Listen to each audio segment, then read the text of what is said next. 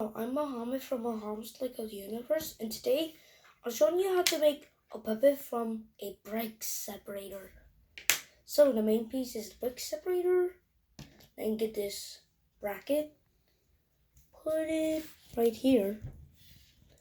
Then get this bracket, put it downwards, and an extra layer.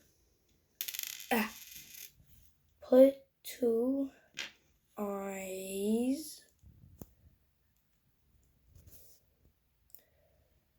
Put two eyes. Then then put it right here. And then this is optional.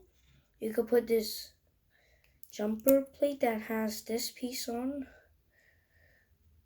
This is really optional. Then put a jumper plate with a hat. Now, get this kind of like bended like piece in this rod. Then put it right here.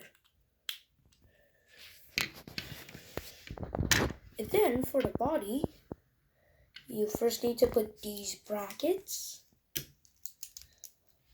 Then these pieces, with a small version of it, and put it right, and put the pieces right here.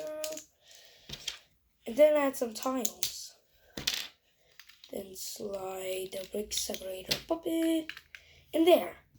Hello, viewers, or whoever's watching this video. Now,